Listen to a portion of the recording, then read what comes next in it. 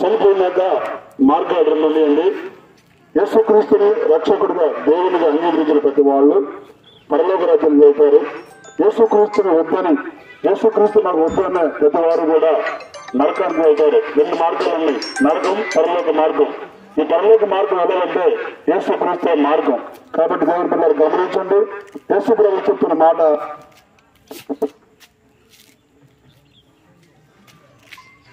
నేనే మార్గమును సత్యమును జీవము అని.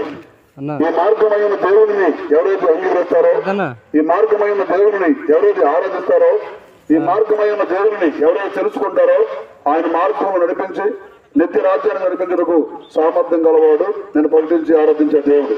కాబట్టి దేవుని బిడ్డలారా, యేసుక్రీస్తు ప్రభు చదివిస్తున్నాడు, ప్రయాసపడుతూ భారమోత్సవ సమస్త జిల్లారా నా ఎదుగు రండి, నేను మీకు విశ్రాంతిని కలుగజేస్తాను.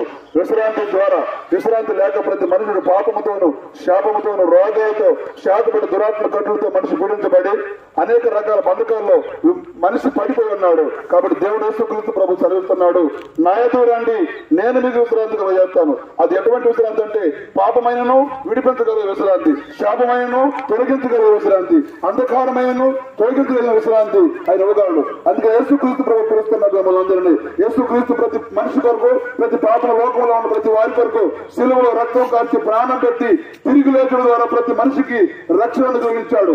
ఆయనే దేవుడని, ఆయనే రక్షకుడని ఎవరైతే అంగీకరిస్తారో వారందరికీ, అనగా స్వర్గం అంటే పరలోక రాజ్యాన్ని ఇవ్వటకు ఆయనే మనకు మార్గం, సత్యం, జీవమై ఉన్నాడు. ఎవరైతే యేసుక్రీస్తుని మార్గం అనుసరించడానికి ఇష్టపడతారో, యేసుక్రీస్తుని ఆరాధించడానికి ఇష్టపడతారో, యేసే దేవుడని ఎవరైతే నమ్ముతారో వారి జీవితంలోకి శాంతిని, సమాధానాన్ని, స్వస్థతని, నెమ్మదిని, ఆ తర్వాత పరలోక రాజ్యం కూడా ఇవ్వటం సామర్థ్యం గల దేవుడు ఆయన. కాబట్టి ఎవరైతే యేసు ప్రభువా అన్ని నోరు తోపుకుంటే వారందరికీ రక్షించడానికి సామర్థ్యం గల దేవుణ్ణి మీరు నమ్మాలని మా హృదయపూర్వకమైన ఈ ప్రకటన మీరు తెలుసుకోవాలని ఆశతో ప్రకటిస్తున్నాను. గ్రామ ప్రజలకు గమనించండి, మనుషుడు భూమి మీద ఎంతకాలం జీవించలేడు. మనుషుడు ఆయువు నీటి మీద పొడగమంటే దేవుని వాక్యం సెలవిస్తోంది.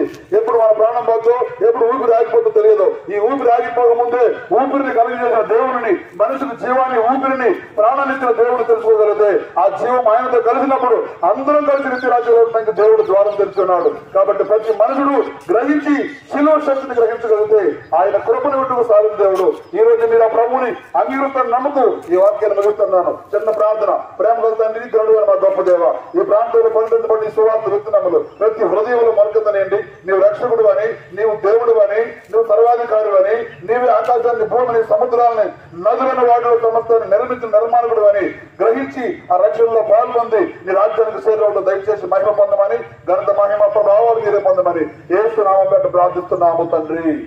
ఆమేన్.